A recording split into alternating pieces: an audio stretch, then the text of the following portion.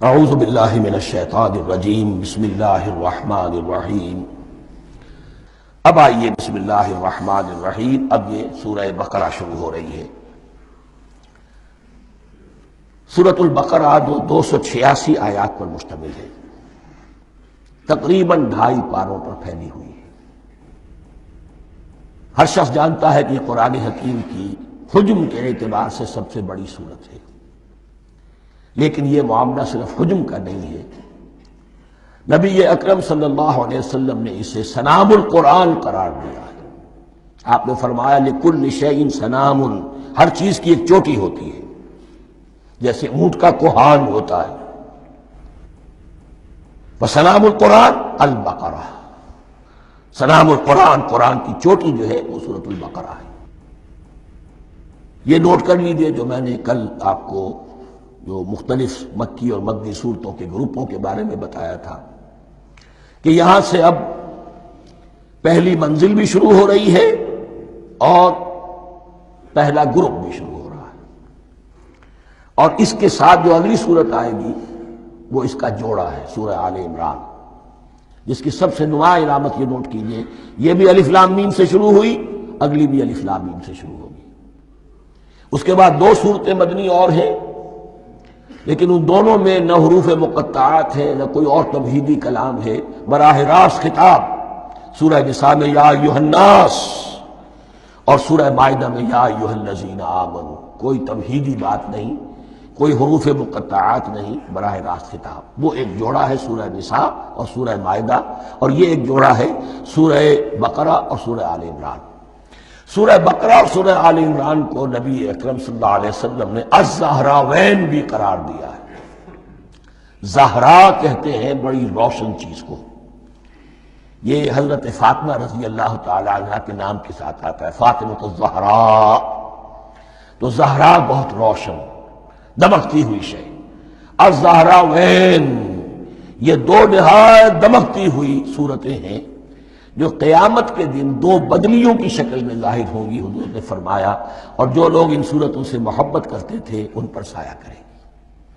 اللہم ربنا اجعلنا منہم، ہمیں اللہ تعالیٰ ان میں شامل فرما دے۔ اس سورہ مبارکہ کو 2 حصوں میں تقسیم سمجھیے۔ ویسے تو یہ کہ رکوع آئیں گے، پارے بھی بدلیں گے اس میں، لیکن حصے 2 ہیں۔ پہلے حصے میں اصل روح سخن سابقہ امت مسلمہ سے ہے، یہود سے، بنی اسرائیل سے۔ دوسرے حصے میں اصل خطاب موجودہ امت مسلمہ سے ہے، امت محمد سے صلی اللہ علیہ وسلم۔ پہلے حصے میں 18 رکوع ہیں لیکن آیات 152 ہیں۔ دوسرے حصے میں 22 رکوع ہیں لیکن آیات 134 ہیں۔ گویا کہ اس سے آپ کو توازن نظر آئے گا کہ اگرچہ ادھر رکوع کی تعداد کم ہے 18، لیکن آیات کی تعداد زیادہ ہے 152۔ دوسرے حصے میں رکوعوں کی تعداد زیادہ ہے 22، لیکن آیات کی تعداد 134۔ اسی لیے اس کا ایک نام میں نے تجویز کیا ہے، وہ اس لیے تاکہ کچھ حقائق آپ کے ذہنوں میں ان ناموں کے حوالے سے بھی انشاءاللہ محفوظ ہو جائیں گے۔ سورۃ الامتین، 2 امتوں کی سورت، اس لیے کہ تقریباً نصف اس کی ساری بحث جو ہے، مرکزی بحث، وہ سابقہ امت مسلمہ بنی اسرائیل، اور دوسرا نصف اس میں سارا خطاب وہ ہے موجودہ امت مسلمہ یعنی امت محمد صلی اللہ علیہ وسلم۔ اس کا جو پہلے 18 رکوع ہیں یا پہلا حصہ ہے، اس کے اندر ڈویژن فردر ہوگی ورٹیکل، عمودی۔ پہلے 4 رکوع، پھر 10 رکوع، پھر 4 رکوع۔ لیکن جو 22 رکوع ہیں دوسرے حصے کے، دوسرے نصف کے، اس میں ڈویژن جو ہے جو ہاریزونٹل ہے، وہ افقی تقسیم ہے، عمودی نہیں، افقی۔ وہ میں بعد میں بیان کروں گا جب ہم وہاں پہنچ جائیں گے۔ ان کو پہلے سمجھ لیجئے کہ اس پہلے حصے کی جو تقسیم میں نے کی ہے، پہلے 4 رکوع، پھر 10 رکوع اور پھر 4 رکوع۔ پہلے 4 رکوع یوں سمجھیے کہ پورے قرآن مجید کے لیے اس کی حکمت اور فلسفے کا جو حصہ مکی قرآن میں بیان ہو چکا تھا اس کا خلاصہ ہے۔ جب یہ صورت نازل ہو رہی ہے تو یہ تو مدینہ میں حضور تشریف لا چکے ہیں، 12-13 سال جو ہے گزر چکے ہیں، اور ان 12-13 سالوں کے دوران 2/3 قرآن نازل ہو چکا ہے۔ اس میں جو بھی حکمت، فلسفہ اور بنیادی دعوت، یہ جو چیزیں مکی قرآن میں بیان ہوئی، ان کا خلاصہ نچوڑ نکال کر یہاں 4 رکوعوں میں رکھ دیا گیا۔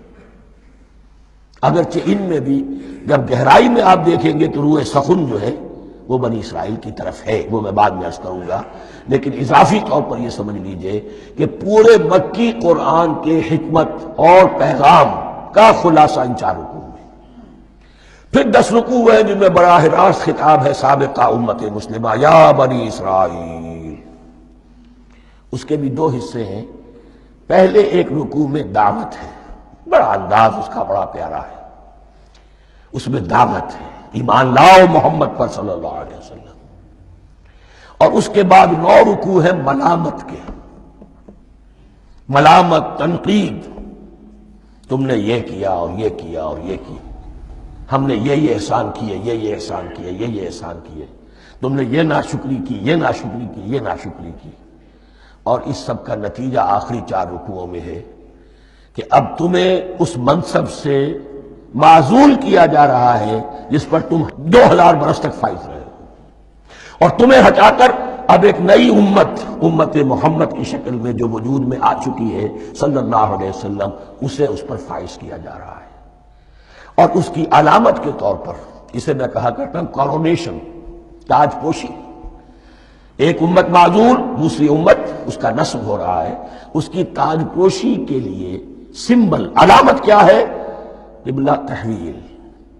وہ قبلہ یروشلم، سابقہ امت کا قبلہ اب ادھر رخ نہیں ہوگا، اب اہل توحید کا قبلہ یہ مکے کی طرف ہوگا، بیت اللہ کی طرف ہوگا۔